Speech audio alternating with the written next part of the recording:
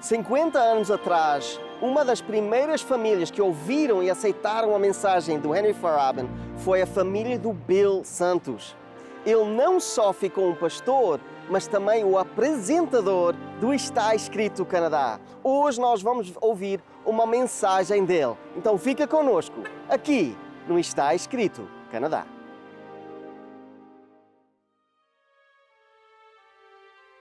Durante uma expedição ao Polo Sul, o explorador britânico Sir Ernest Shackleton deixou alguns homens na Ilha Elefante e prometeu que voltaria para buscá-los. Dias depois, quando tentou voltar, haviam enormes icebergs bloqueando a passagem. Mas, de repente, como por um milagre, uma avenida abriu-se no gelo e Shackleton pôde passar. Seus homens estavam prontos, esperando sua chegada, e rapidamente subiram a bordo. Minutos após o navio afastar-se da ilha, o gelo se desmoronou atrás deles. Analisando como tinham escapado por pouco, o explorador disse aos seus homens: "Ainda bem que vocês estavam prontos para sair." E eles responderam: "Nunca desistimos. Todas as vezes que o mar estava sem gelo, nós arrumávamos nossos pertences e dizíamos um ao outro: pode ser que ele venha hoje."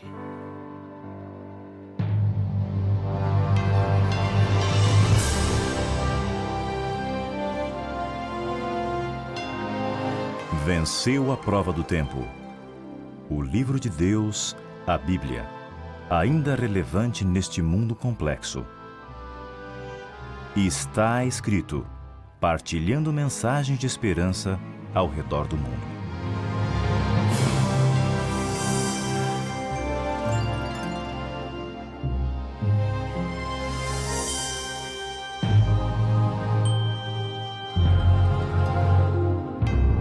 Um homem aproximou-se de uns meninos jogando beisebol certa tarde. Ele perguntou a um dos garotos que estava no banco qual era o placar. O garoto respondeu: 18-0. Eles estão ganhando. "Puxa, garoto", disse o espectador, "você deve estar desanimado." "Por que desanimado?", respondeu o garotinho. "Nosso time nem começou a rebater ainda." Referindo-se à esperança do cristão, a Bíblia diz em Tito, capítulo 2, verso 13, o seguinte: "Enquanto ficamos esperando o dia feliz em que aparecerá a glória do nosso grande Deus e Salvador Jesus Cristo." Esta deveria ser a esperança de todo cristão hoje. Mas ao olhar para o cristianismo de hoje em dia, vejo que para muitos a esperança é algo vago e sem forma. As pessoas têm palpites sobre a vida após a morte. Imaginam como o céu será. Não há nada específico ou tangível. Alguns esperam uma luz no final do túnel. Outros acreditam que a raça humana, de alguma forma, vai encontrar amor e paz. Essa esperança vaga pode ficar bem num cartão que você dá para um amigo. Porém, será que adianta quando se enfrenta a morte face a face? Ou se um tumor maligno ou doença cardíaca atinge a sua vida e de repente você se sente perdido, insignificante, sem perspectivas na vida? Esperanças vagas não nos ajudam muito nessas horas. Precisamos nos apegar a algo tangível e específico. Você pode estar pensando que a esperança religiosa sempre será um tiro no escuro. Afinal, não se trata de algo científico. Não podemos saber ao certo o que nos aguarda após a morte, dizem alguns. Eu gostaria de fazer uma pergunta. Você acha que o nosso Criador é algo científico? Será que ele daria um bom cientista? Talvez você nunca tenha pensado de Deus desta forma, mas se Ele é o Criador de todos os seres viventes, isso não o torna mais sábio do que todos os nossos cientistas juntos? Certamente Ele é capaz de ser preciso e específico e assim, se assim desejar. Com certeza, Ele pode executar seu plano para o final dos tempos com a precisão de um relógio. Ele pode encaixar todas as peças tão bem quanto no planejamento de um lançamento de foguete. O que eu quero dizer é o seguinte: Deus já deixou claro todos os seus planos para o fim do mundo nas Escrituras. Ele foi específico, está ansioso para nos dizer o que vai acontecer no futuro, para nos mostrar qual pode ser a nossa esperança. Aqui está uma destas imagens, encontra-se em Apocalipse capítulo 14, verso 14. Então olhei e vi uma nuvem branca na qual estava sentado alguém que parecia um ser humano, com uma coroa de ouro na cabeça e uma foice afiada na mão. Aqui está Jesus Cristo, voltando em glória, vindo a um mundo que está pronto para a colheita. Cristo está vindo para levar seus seguidores para o céu. Aqui está outra imagem, Apocalipse capítulo 19, versos 11 e 14. Em seguida vi o céu aberto e apareceu um cavalo branco. O seu cavaleiro se chama Fiel e Verdadeiro. Ele julga e combate com justiça. Os exércitos do céu o seguem, montados em cavalos brancos e vestidos de linho branco e puro. Jesus Cristo vem como um general triunfante, liderando as hostes do céu para resgatar o seu povo de um planeta destruído. O reino de Deus finalmente se estabelecerá neste planeta. Apocalipse 11, verso 15, diz o seguinte: o poder para governar o mundo pertence agora a Deus, que é o Senhor nosso, e ao Messias que Ele escolheu, e Deus reinará para todo sempre. Cristo está voltando para nos levar para o lar. Cristo está voltando para reinar para todo sempre. Este é o evento central do livro de Apocalipse e é a abençoada esperança do Novo Testamento. Agora, vamos analisar exatamente como este evento vai acontecer. O que exatamente será a segunda vinda de Jesus Cristo? O que acontecerá a nós como resultado? Felizmente, a Bíblia nos dá as respostas bem claras. Paulo nos ajuda. Em 1 Coríntios, capítulo 15, versos 51 a 53, nós lemos o seguinte: escutem bem este segredo. Nem todos vamos morrer, mas todos nós vamos ser transformados num instante, no abrir e fechar de olhos. Quando tocar a última trombeta, ela tocará, os mortos serão ressuscitados como seres imortais e todos nós seremos transformados, pois este corpo mortal precisa se vestir com o que é imortal. Este corpo que vai morrer precisa se vestir com o que não pode morrer.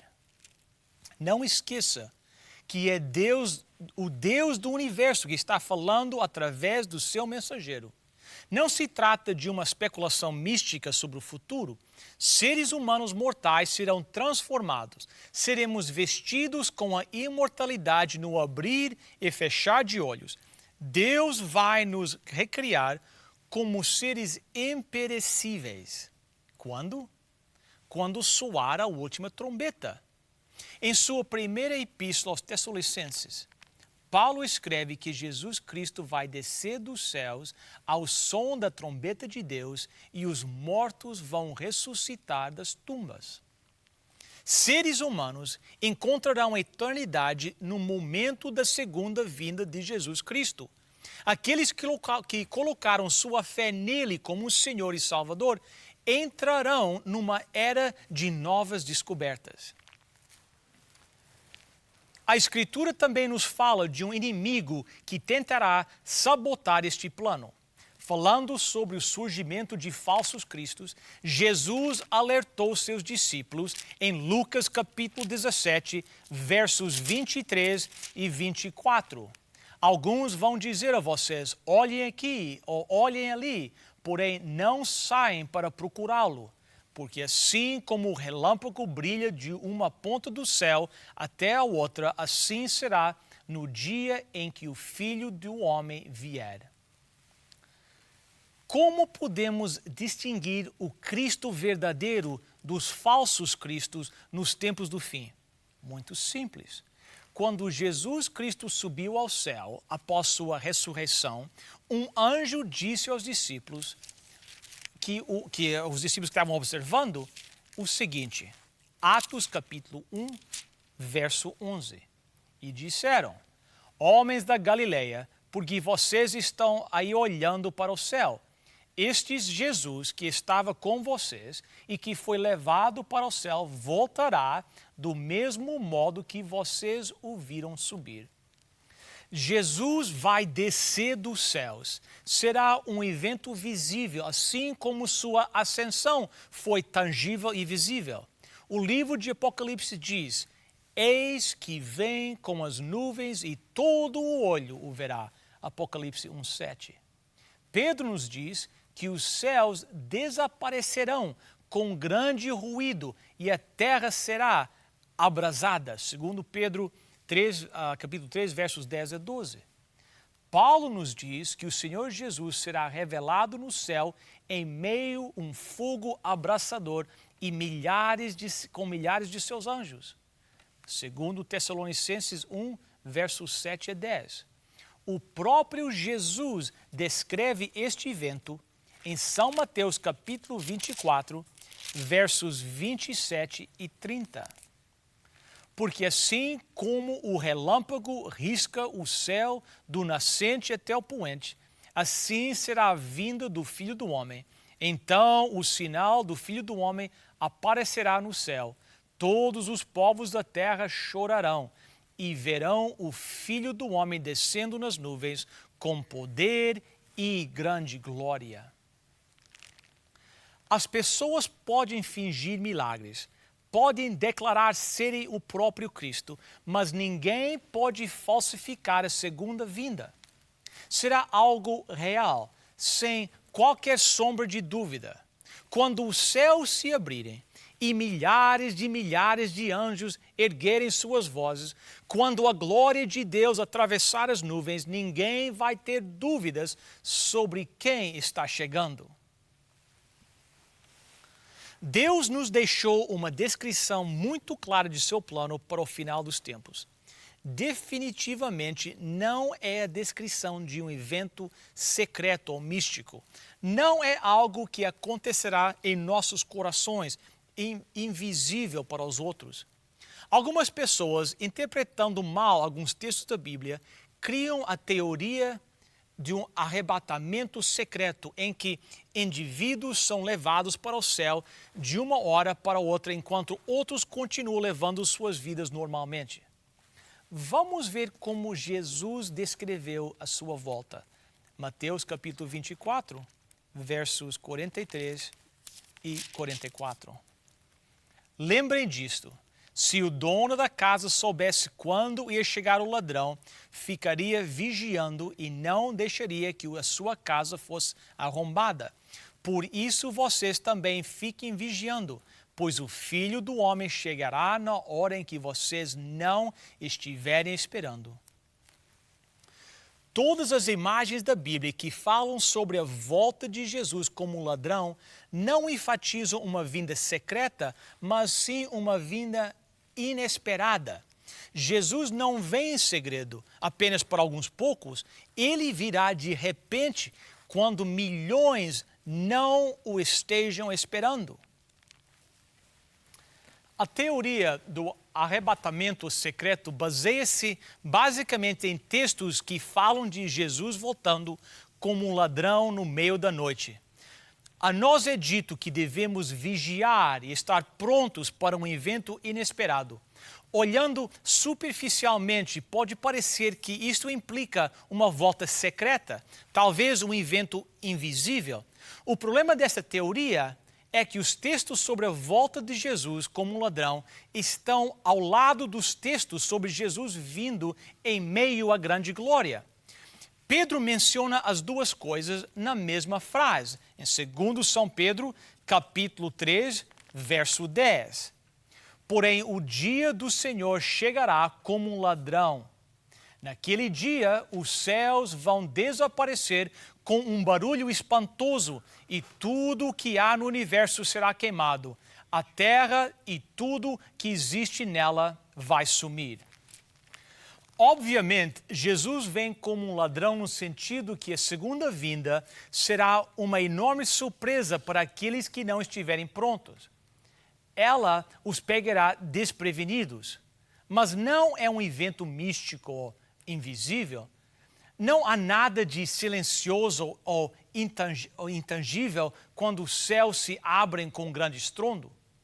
Nos livros da história, aprendemos que a Segunda Guerra Mundial começou oficialmente no dia 1 de setembro de 1939. Mas os primeiros tiros, na verdade, foram dados 6 dias antes. Originalmente, Hitler tinha planejado atacar a Polônia no dia 26 de agosto. Na noite anterior, várias unidades de combate estavam prontas para o ataque, mas circunstâncias políticas de última hora forçaram Hitler a adiar a invasão. Cada unidade de combate teve que ser contatada por rádio com ordens para voltar para o quartel-general, mas uma das unidades não foi alcançada pelo aviso.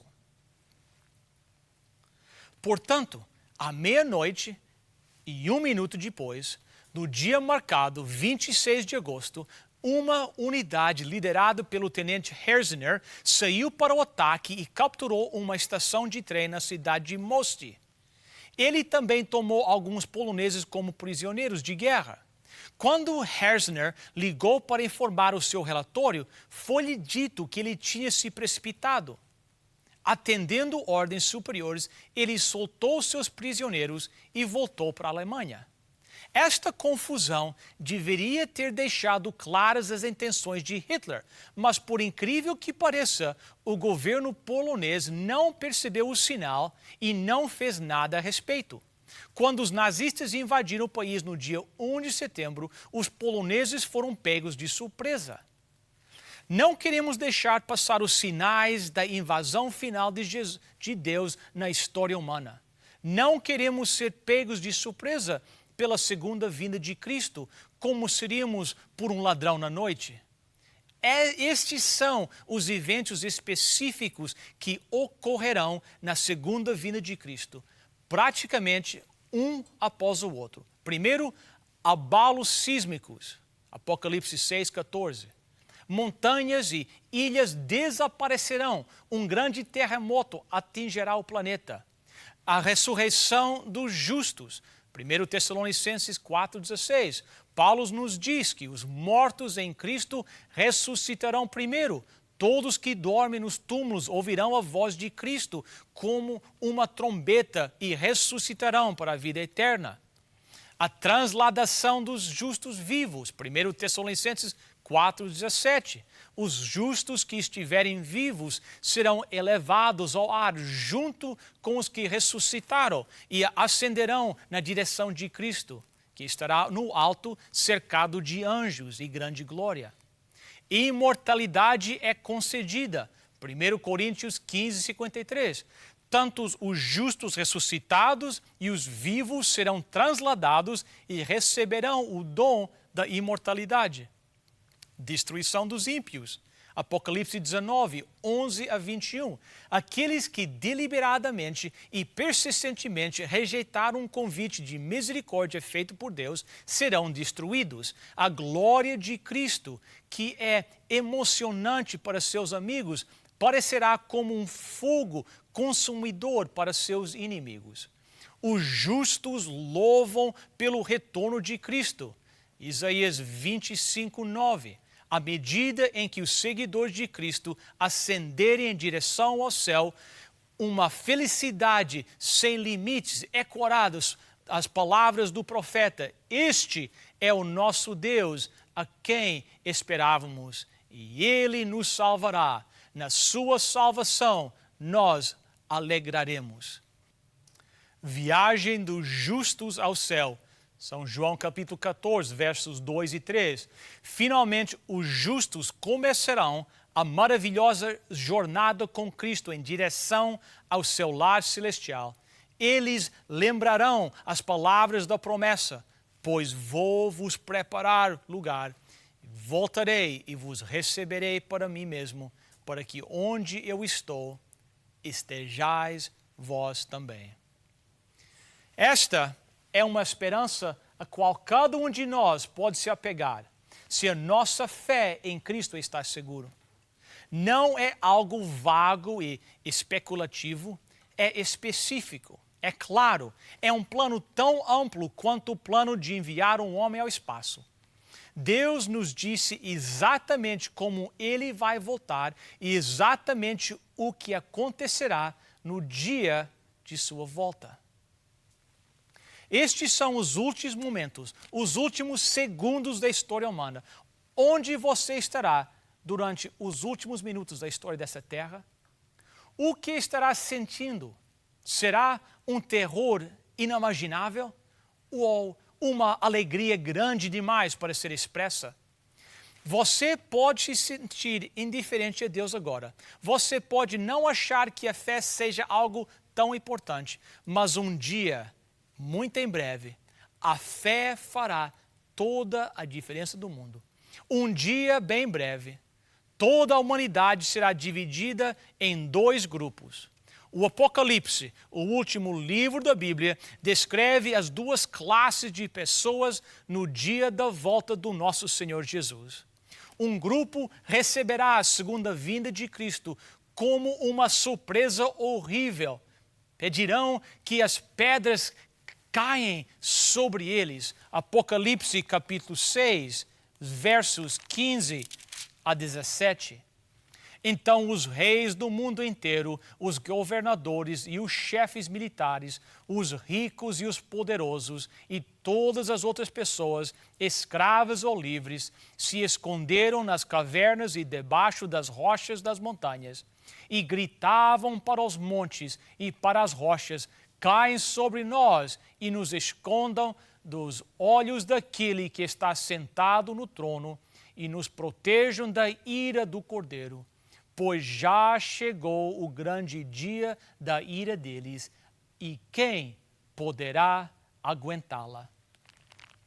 O segundo grupo receberá o evento como um maravilhoso livramento, o cumprimento de tudo aquilo pelo qual viveram a vida eterna. O sistema escolar de uma grande cidade tinha um programa para ajudar crianças hospitalizadas a manter-se em dia com os trabalhos escolares. Certo dia, uma professora que fazia parte do programa recebeu uma ligação de rotina pedindo que visitasse uma determinada criança. Ela anotou o nome da criança, o número do quarto, e falou rapidamente com a professora da criança, que lhe disse: estamos estudando substantivos e advérbios com a classe dele agora. Eu gostaria muito que você o ajudasse para entender, para que ele não fique muito para trás. A professora do programa foi ver o garoto naquela tarde. Ninguém tinha dito a ela que o menino tinha sido queimado muito grave e estava sofrendo dores fortíssimas. Incomodada com a aparência do menino, ela gaguejou. A sua escola me enviou para ajudá-lo com os substantivos e advérbios. Ao sair do hospital, ela achou que não tinha conseguido ser muito útil. Mas no dia seguinte, uma enfermeira lhe perguntou: o que você fez com aquele garoto? A professora achou que tinha feito alguma coisa errada e começou a pedir desculpas. Não, disse a enfermeira. Você não entendeu o que eu quis dizer. Estávamos muito preocupados com aquele menino, mas desde ontem a atitude dele mudou completamente. Ele está lutando para viver, reagindo ao tratamento. É como se ele tivesse decidido viver. 2 semanas mais tarde, o garoto explicou que tinha perdido totalmente a esperança até que aquele dia que a professora chegou. Tudo mudou quando ele chegou a uma simples conclusão que ele expressou da seguinte forma: eles não mandariam uma professora para ensinar substantivos e advérbios por um menino que estivesse morrendo, não é mesmo?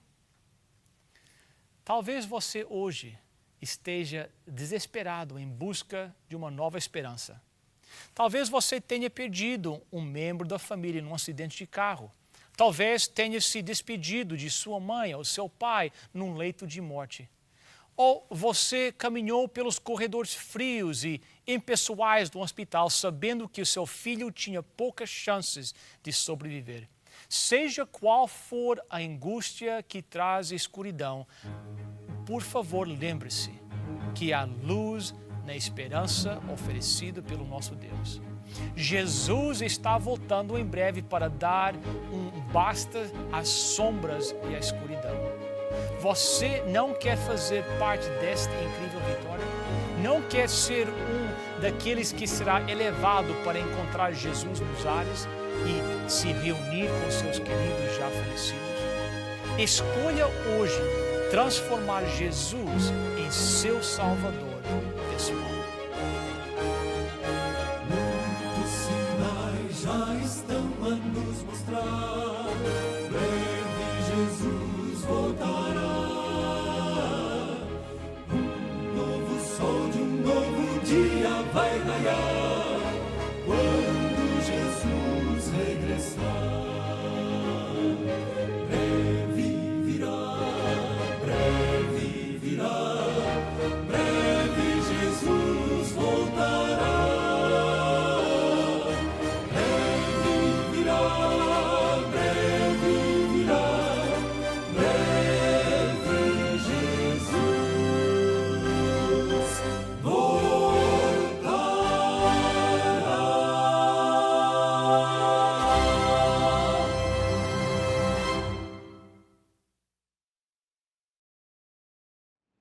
Hoje nós estamos ainda mais perto da segunda vinda e nós queremos dar uma oferta para vocês explicando sobre isso. A grande esperança. Se você quer aprender mais sobre a volta de Cristo, o fim dos tempos, aqui está uma oferta toda especial para você. Visite o nosso website www.estaescrito.ca.